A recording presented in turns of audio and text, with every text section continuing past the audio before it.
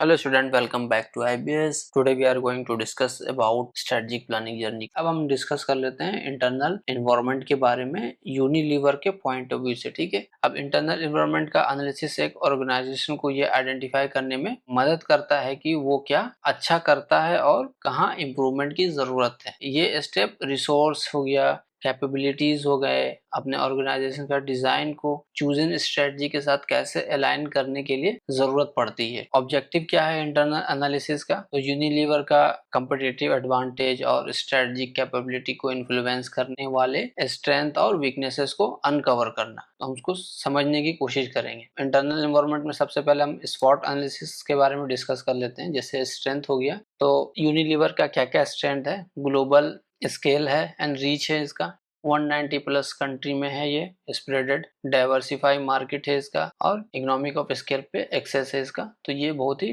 कम cost में product supply कर सकता है। उसके अलावा इसके स्ट्रेंथ में और क्या होता है? जैसे brand equity, strong brand portfolio है इनके पास, करेक्ट, 400 से ज्यादा इनके पास पोर्टफोलियो है। तो वो क्या क्या प्रोडक्ट है? जैसे डव है, सर्फ एक्सल है, उसके अलावा लाइफ बॉय है, उसके अलावा पॉन्ड्स है। तो जो हर डेमोग्राफी में उसको बदल करके यूज करते हैं। सेम ही चीज होता है, सेम ही प्रोडक्ट होता है, इनका प्रोसेस बनाने का सेम होता है, but local geographically point of view से उसमें एसेंस या उसका स्मेल या जो भी है वो चेंज करके वो सेम ही चीज सप्लाई कर रहे होते हैं। तो जो भी रिक्वायरमेंट है लोकल एरिया का, उस बेसिस पे एडवांस R&D टीम है इनकी, क्योंकि इनका 10-20 साल 30 साल का वर्क एक्सपीरियंस है रिसर्च करने का। तो ये हर टॉपिक पे ऑलरेडी रिसर्च कर चुके हैं और इन्होंने इवॉल्व होते हुए देखा है, क्योंकि लास्ट 20 ईयर में जितना भी प्रोग्रेस हुआ है वर्ल्ड वाइड, वो पिछले 1000 साल में भी उतना तेजी से प्रोग्रेस नहीं हुआ। जैसे आपका कंप्यूटर का आना हो गया, मोबाइल का आना हो गया, उसके बाद आपको AI का आना हो गया, रोबोटिक प्रोसेस आ गए, रोबोट आ गए। तो ये सारी चीजें जो चेंज हुआ है, इंटरनेट आ गया, तो ये सारी चीज पहले नहीं थे। एंटरटेनमेंट के लिए बहुत कम रिसोर्स था। आप फिंगर ऑफ टिप्स पे आज के डेट में आपको हर चीज मिल जाता है, चाहे प्रोडक्ट हो, चाहे वीडियो को कंज्यूम करना हो, चाहे आपको कॉमेडी कंटेंट देखना हो, या आपको कुछ खाने का मंगाना हो, या आपको नहाने का मंगाना हो, हर चीज अवेलेबल है, करेक्ट। तो ये चीज, ये फैसिलिटी, इस लेवल ऑफ चेंज जो हुआ है दुनिया, वो इतना तेजी से लास्ट 20-30 साल में जो हुआ उतना नहीं हुआ है। तो यूनिलीवर इस 30 साल के रैपिड चेंज में अगर सस्टेन किया और अपने आप को ग्रो कर लिया, तो इसका मतलब इनके पास जो टीम है R&D की, और जो इन्होंने भी स्ट्रेटेजिक प्लानिंग पे काम किया है, वो काफी इफेक्टिव लोग हैं, राइट। तो अब इसमें R&D में पर्सनल केयर है इनका, और न्यूट्रिशन में इनका कंटिन्यूस प्रोडक्ट इनोवेशन है। सो न्यूट्रिशन पे भी ये कंटिन्यू इम्प्रूवमेंट में लगे रहते हैं, और आपका पर्सनल केयर में भी वो दोनों में ये लोग इनोवेशन में और इम्प्रूवमेंट में, प्रोडक्ट की क्वालिटी में, इन सब पे फोकस रेगुलर करते हैं। उसके अलावा इनके पास इफिशिएंट सप्लाई चेन है। ये सब हम स्ट्रेंथ के अंदर बात कर रहे हैं। ग्लोबल लोकलाइज ऑपरेशन भी है इनके पास। तो है तो ये ग्लोबल कंपनी, लेकिन लोकलाइज सप्लायर से ये बाई करते हैं और सस्टेनेबिलिटी प्रैक्टिस के साथ करते हैं कि जो इनका सेट मेजरमेंट है, रिक्वायरमेंट है, उस रिक्वायरमेंट के अंदर वो प्रोडक्ट या मटेरियल जो भी है वो आना चाहिए। तो ये सारे इनके स्ट्रेंथ हो गए यूनिलीवर के। इस तरीके से आप भी स्ट्रेंथ का रिपोर्ट बना करके स्टडी कर सकते हो किसी भी कंपनी का।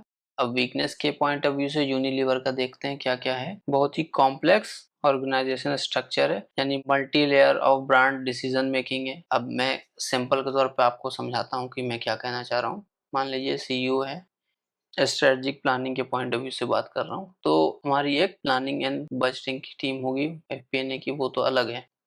स्ट्रेटेजिक प्लानिंग के लिए भी एक टीम बैठती है। आप ले लो चीफ मार्केटिंग ऑफिसर, CMO है। अब चूंकि ये 190 प्लस कंट्री में है, राइट, तो इस 190 कंट्री में अलग अलग VP नहीं बैठा सकते, या CMO अकेले 190 कंट्री को नहीं देख सकता। तो उसके लिए ये क्या करेंगे, इसको तोड़ देंगे रीजन वाइज, एशिया में, EU में, फिर USA में। USA खुद बहुत बड़ा एरिया है, जो USA कनाडा एक में कर देंगे, फिर चाइना को अलग कर देंगे, रसिया को अलग कर देंगे। तो इस तरीके से 4-5 अलग रीजन में तोड़ देंगे। तो एक रीजन के अंदर मान लीजिए कि 20 कंट्री है, या 20 प्रोविंस है, या 20 अलग तरीके से उन्होंने उसको भी फर्दर तोड़ दिया अपने ऑफिस के बेस पे, जिस भी बेसिस पे। तो अब 190 VP जो है वो अगर CMO को रिपोर्ट करेगा, तो क्या 190 लोग का जो बनाया हुआ रिपोर्ट है स्ट्रेटेजिक प्लानिंग का, वो CMO जो है उसको क्या स्टडी कर सकता है? पता चला 365 दिन वो पढ़ता रह जाएगा और फिर भी नहीं कर पाएगा। सिर्फ नया बना हुआ छोड़ दो, सिर्फ रिवाइज किया हुआ अगर इनको रिव्यू करने दे देंगे तो नहीं हो पाएगा। तो इसलिए CMO क्या करेगा कि VP में भी लेयर क्रिएट कर देगा, VP1, and VP2 and senior VP।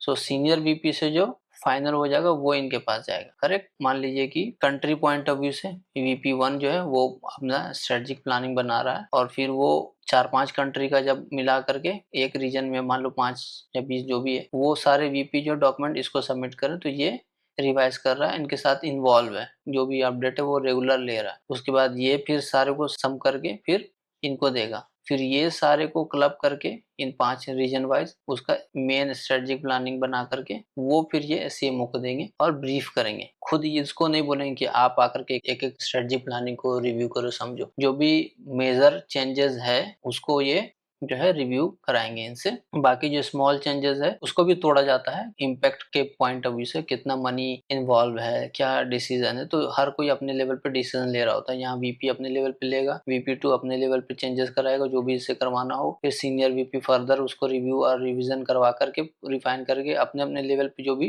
Decision लेने की जो पावर दी गई है कंपनी उस बेसिस पे करके CM पे फाइनल जो है वो जाता है। तो इतना डिटेल्ड में इसको तोड़ा गया है। तो इस तरीके से स्ट्रक्चर होता है एक बड़ी कंपनी का। तो एक कॉम्प्लेक्स स्ट्रक्चर है। मान लो VP1 जो है उसके ऊपर VP2 है, उसके ऊपर सीनियर VP है, ठीक है, उसके ऊपर फिर आपको CMO है, फिर फाइनल में CEO अप्रूव करेगा। तो यहाँ पर VP के नीचे भी आपको डायरेक्टर होते हैं, और डायरेक्टर और मैनेजर के बीच में यहाँ पे सीनियर डायरेक्टर होते हैं और यहाँ डायरेक्टर होते हैं। इन दोनों के बीच में भी होता है डायरेक्टर लेवल 1, डायरेक्टर लेवल 2, फिर सीनियर डायरेक्टर, डायरेक्टर 1, डायरेक्टर 2, फिर मैनेजर में भी ऐसी होता है manager 1, manager 2, senior manager, senior manager 1, senior manager 2, assistant manager 1, assistant manager 2, फिर जाके आप मैनेजर बनते हो। तो इस तरीके से क्या है कि डिजिग्नेशन को तोड़ करके उसको स्ट्रक्चर करने की कोशिश की जाती है जब कंपनी बहुत ज्यादा बड़ी हो जाती है। तो इसीलिए जो भी नीचे से अगर कुछ मैनेजर कुछ चेंजेस किया है तो उसको CEO तक पहुंचने में, ठीक है, उसको प्रॉपर समझ में आने के लिए बहुत सारे लोग इन्वॉल्व होते हैं। तो जो यहाँ पे चेंज हुआ वही इन्फॉर्मेशन यहाँ पहुंचा, ये जरूरी भी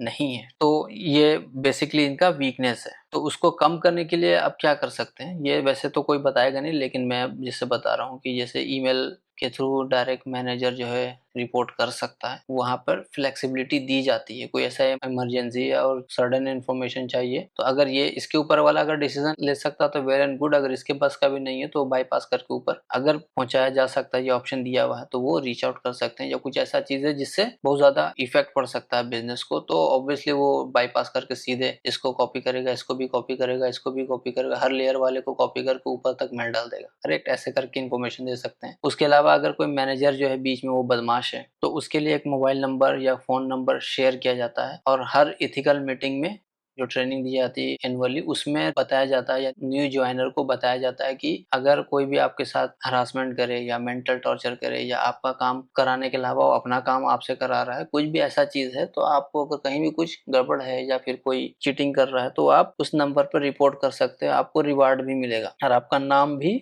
वो नहीं आएगा। तो HR से डायरेक्ट आपके बैंक अकाउंट में सैलरी के साथ आ जाएगा। वो आपके मैनेजर को नहीं बताया जाएगा कि आपको ये बोनस किस वजह से दिया गया, वो उसके रिपोर्ट में रहेगा ही नहीं कभी भी। जो सैलरी इंक्रीमेंट है, बोनस है, वो अलग है, वो मैनेजर देख रहा है। लेकिन आपने कुछ ऐसा रिपोर्ट किया उसमें वाकई वो सच्चाई निकली, उसकी टीम होती है, वो आपका नाम नहीं लेती है, लेकिन वो उस बंदे को रिव्यू किया जाता है। तो इस तरीके से आप कॉम्प्लेक्स सिचुएशन में भी आप वो डर क्रिएट कर सकते हो मैनेजर को, कि उसको रहेगा कि मेरे नीचे वाले मेरे खिलाफ बात कर सकते हैं और वो कॉल करके बोल दिया तो मेरा जॉब भी खतरा में आ सकता है। तो फिर सब लोग इनडायरेक्टली साइकोलॉजिकली अपना अपना काम इफेक्टिवली करने की कोशिश करते हैं। ब्यूरोक्रेसी का रिस्क भी होता है।